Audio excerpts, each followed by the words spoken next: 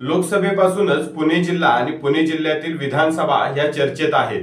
पुण्यामध्ये अजित पवार आणि शरद पवार यांनी आपला जम बसवायला सुरुवात केलेली आहे।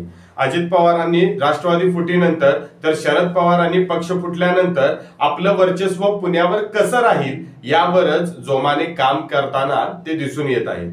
यामधला एक मतदारसंघ त्याचा आढावा आपण या व्हिडिओमध्ये घेणार आहोत। नमस्कार, मी स्वप्नील पाटील लाईव्ह जनमत मध्ये आपलं सर्वांचं पुन्हा एकदा स्वागत आहे। पुणे शहराला लागूनच भोसरी विधानसभा मतदारसंघ आहे आणि हा मतदारसंघ आता शहरीकरणाकडे वळलेला दिसून येतो।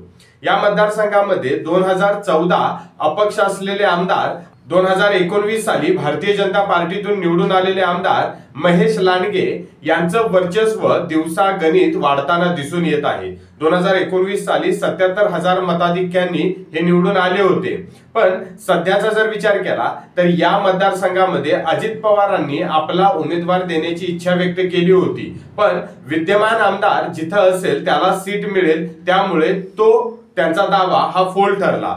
पण महेश लांडगेंना पराभूत करण्यासाठी त्यांच्या पक्षातले आणि महाविकास आघाडीतले बरेच दिग्गज तयारी करताना दिसून येत आहेत। घरातूनच महेश लांडगेंना विरोध होऊन रवी लांडगे हे उद्धव ठाकरे यांच्या पक्षातून निवडणूक रिंगणात उतरण्याची तयारी करत आहेत, पण त्यांना तिकीट मिळेल का हे यावर प्रश्नचिन्ह आहेच।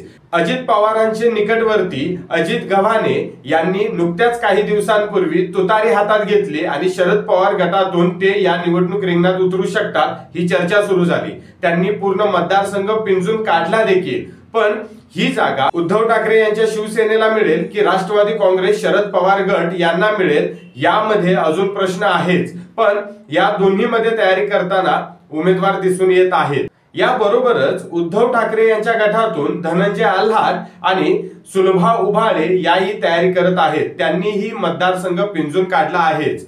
सर्वांचं लक्ष एकच की महेश लांडगे यांना आता थांबवायचं। तर तुम्हाला काय वाटतं की भोसरी विधानसभेमध्ये महेश लांडगे यांची हॅट्रिक होईल का की नवीन उमेदवार भोसरीचा आमदार होईल हे कमेंट बॉक्स मध्ये नक्की सांगा। उद्धव ठाकरे यांनाही जागा सुटेल की शरद पवार यांनाही जागा सुटेल आणि त्यांच्या पक्षातून कोण निवडणूक रिंगणात असेल हेही कमेंट बॉक्स मध्ये नक्की सांगा। चॅनेलवर जर नवीन असाल तर चॅनेलला नक्की लाईक करा, सबस्क्राईब करा आणि शेअर करायला विसरू नका। तुर्तास धन्यवाद।